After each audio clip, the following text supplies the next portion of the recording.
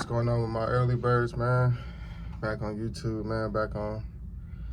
Just still recovering from yesterday, last night. If you didn't see my reaction video to the Bryce Underwood news, and any LSU fan out there that's like overreacting, I'm not saying that we should overreact. I'm not saying that, but it sucks to lose a #1 recruit. It sucks. It sucks a lot, but we'll be good regardless. But I'm just gonna give a preview of this Vanderbilt game. We have to win this game. I don't. At this point, you're playing for nothing. According to LSU standards, we're playing for nothing. Really just trying to see what we have. I think one thing, a couple of points that people aren't pointing out. One point that I think people are pointing out is the lack of depth on the O-line. You see when Dellinger was out, even when Miles Frazier was out for a little bit, Mabenga, he was getting his ass whooped in that Florida game. It was kind of sad, honestly. It was like nobody tried to help him, but you know, it is what it is. But you know, I thought that was a big turning point in that Florida game. So a Vanderbilt team that's coming in, you know, that's taking great teams down to the wire, that's gonna fight. You know, that can be physical. They dominated Alabama, which dominated us. And with the SEC, you know, it's all about matchups. But you can kind of tell what a team is throughout the season, whether they win or lose. I think Vanderbilt is a physical team. I think LSU is not a physical team up front, and that's been proven with the lack of run game and just the lack of control of the line of scrimmage these past few games. I'm not going to say all year, but the past few games we haven't controlled the line of scrimmage at all. So I've also been, we knew this was a problem, but the lack of creativity on offense for LSU, man. I think getting Chris Hilton back, I'm very disappointed at just the plays they call for him is just go ball. If you catch it, score. He hasn't caught one yet, by the way. Not one. I don't think he's caught one deep ball at all. So, you know, see how that goes. But yeah, the lack of creativity on offense, the lack of a true deep threat, you know, and it's not even. I haven't even seen Aaron Anderson go deep, like on those slot fades. Like I haven't seen that in a while. Maybe since Ole Miss, and he wasn't even running fades. He was running more digs in that game. So we'll see what happens. We'll see if they feed Caden Durham, let him get going, let him get a rhythm. Caleb Jackson, man, they have Caleb Jackson out of the whole game plan. Like Josh Williams, he had a decent game against Florida, but you know, I feel like the 1-2 punch is Caden Durham and Caleb Jackson, with Caden Durham being the star back, the feature back, and Caleb Jackson being the second in command. You know, I think that would be a good 1-2 punch. But you know, I'm not the coach, so you know, I just go off based off, you know, the lineup I do in college football 25, and it works, you know.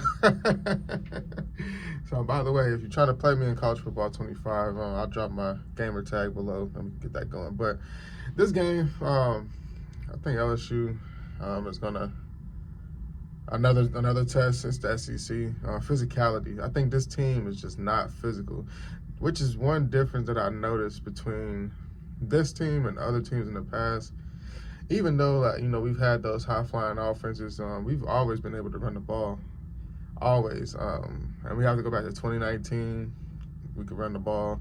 Even after that, Tyrion Davis, Price Davis, TDP, Davis Price.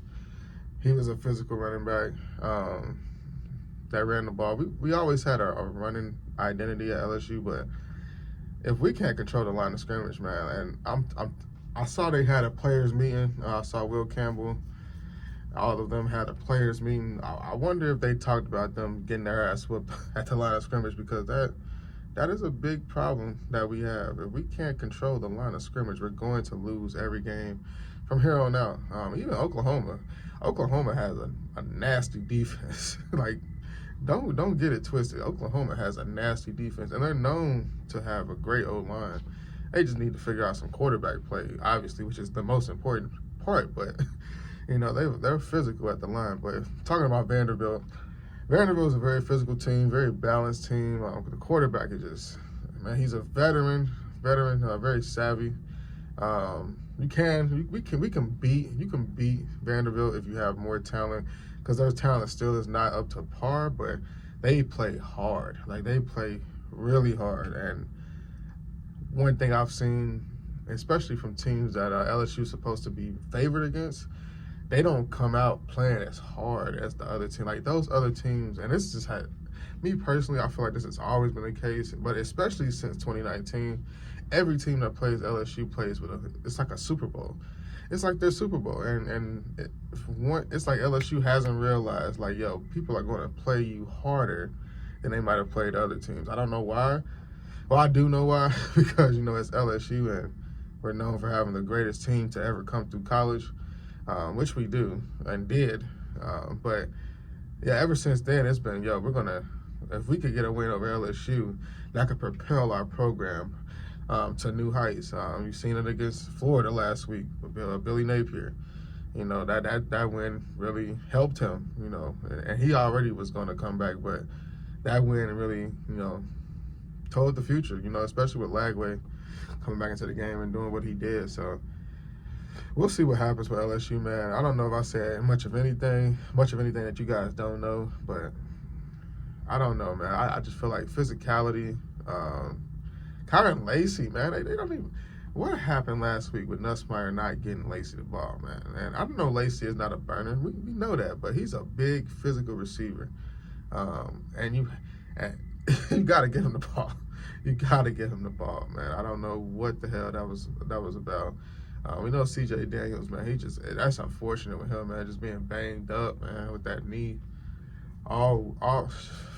Since Texas A&M, he's been banged up.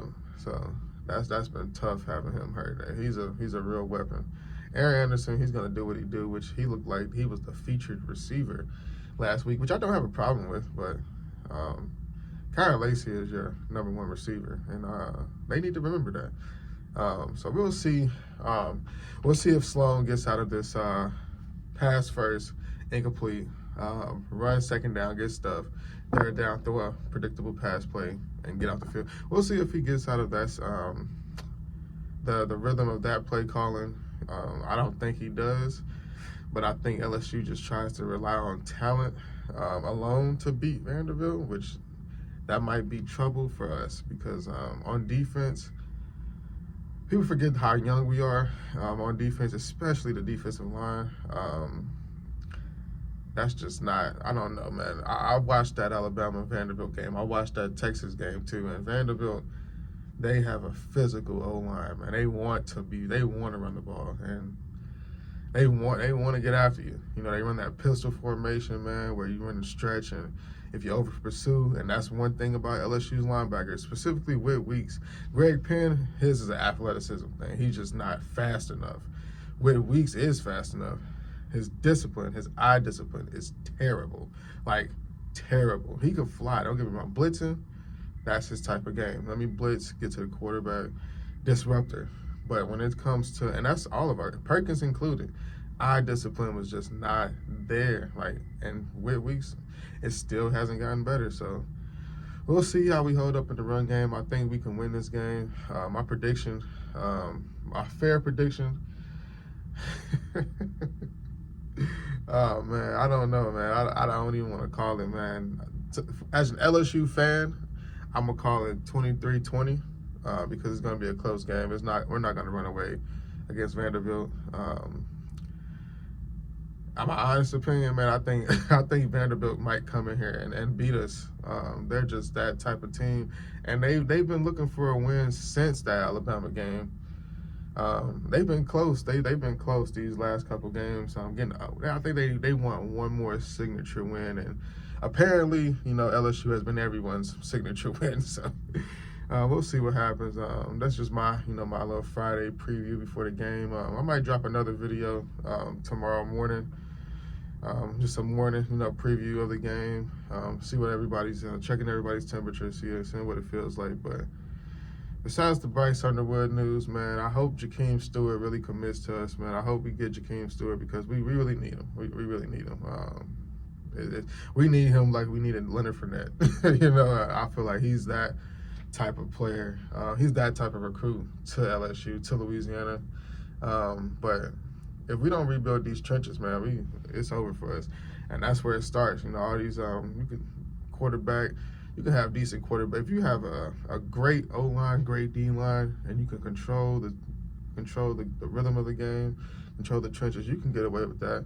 As long as he doesn't make any mistakes. But I don't know. Maybe we'll see Ricky Collins this game. I hope we get some two quarterback stuff. I don't know. Something.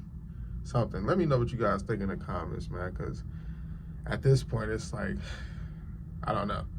But other than that, yeah, let me know what you guys think in the comments about what you expect from this game, some predictions, what you would like to see from LSU. And I'll see you.